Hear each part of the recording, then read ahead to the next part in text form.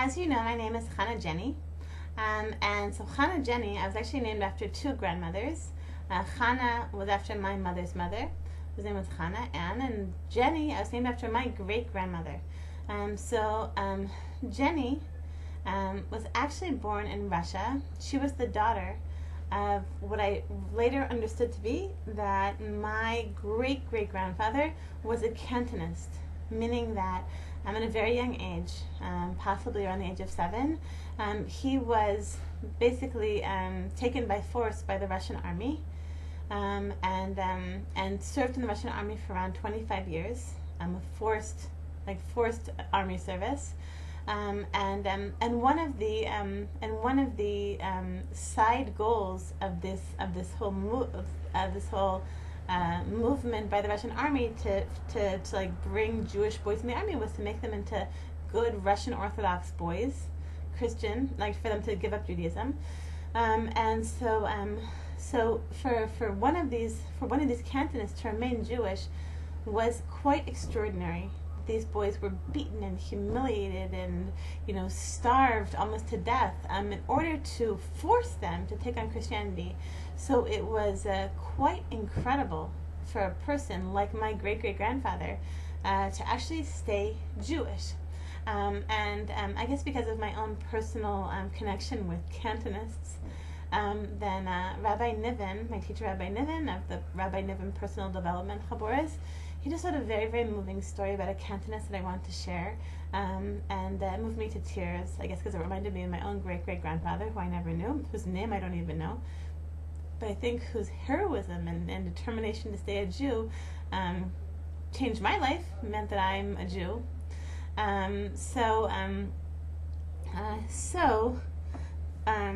Rabbi Niven told us the following story, that the Chafetz Chaim, Zecher Tzadik Levracha, one time he went to an inn, and at the inn then there was a man who was sort of like a lowlife of a guy, who was sitting there, a Jewish guy, sitting there eating in the inn, eating like a sandwich with bread, butter, and sausage. Okay, so the innkeeper comes over to the Chafetz Chaim, is quite embarrassed to have the Chafetz Chaim there at the same time as a sort of low life eating this treif sandwich, and says, Kvod Chafetz Chaim, I just want to explain to you, this man here, just don't talk to him. He's a real low life. He was a Cantonist, and he's just terrible. And so please don't say anything. Don't even try to talk to him about eating this treif sandwich, because even though I know that you want to, just let him be. He's just like a low life. Just forget about him. So the rabbi. So as soon as the Chafetz Chaim heard that this person was a Cantonist, and the innkeeper also indicated that this person, that he was still Jewish, in fact, that he had maintained, even though he was no longer observant in any way, the Cantonist, that he had maintained his Jewish identity and had refused to become a Christian in the army. The Chafetz Chaim went up to him and said, "Sir, I just heard that you were a Cantonist, and I just want to ask permission to shake your hand." So the man is a bit taken aback, like, you want to shake hands, you, the rabbi, you want to shake hands with me? Please explain. So the Chafetz Chaim said, I heard that you were a Cantonist, I heard that you stayed a Jew in the Russian army. He said, and I just want to ask you a favor. I want to ask that when you get to Olam Haba, if you get to heaven before me, I want to ask that you put in a good word for me. That you remember to put in a good word for the Chafetz Chaim, because I am certain that when you get to Olam Haba, he said the angels are going to be dancing and having like a hero's welcome for you, for a Cantonist who managed to stay a Jew in the Russian army. Unbelievable. So when I heard this story, I was just like crying. I just thought it was just such a beautiful story. So the Chafetz Chaim ended up basically exchanging addresses with this man, and they stayed in touch. And in the end, this Cantonist actually ended up becoming religious. And so the story was told by the Cantonist grandson, who was Lubavitch, and was learning at the yeshiva in Morristown, New Jersey. Not a first-hand, but a grandson's account of this story of the Cantonist who met the Chafetz Chaim.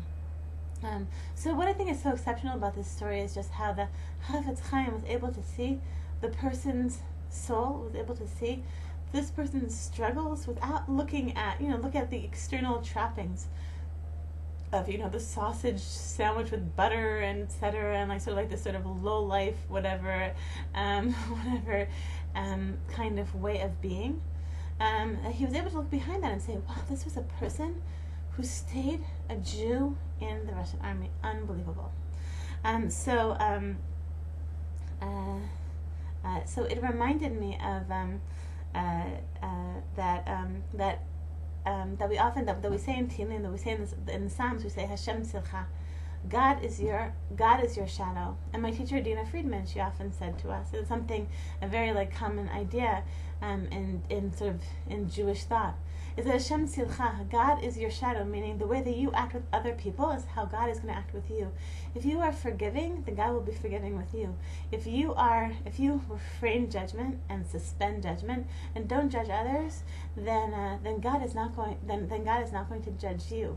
I think that we can see this in the Chafetz Chaim, like how the Chafetz Chaim was actually able to look at a person and just see this person more like I think how God sees them. How he was able to look at his countenance and see like his struggles and what he did and how he had managed to stay a Jew, So Rabbi Niven Rabbi Niven shared the story with us in the Rosh Hashana drasha, and he said something else that I thought was very beautiful.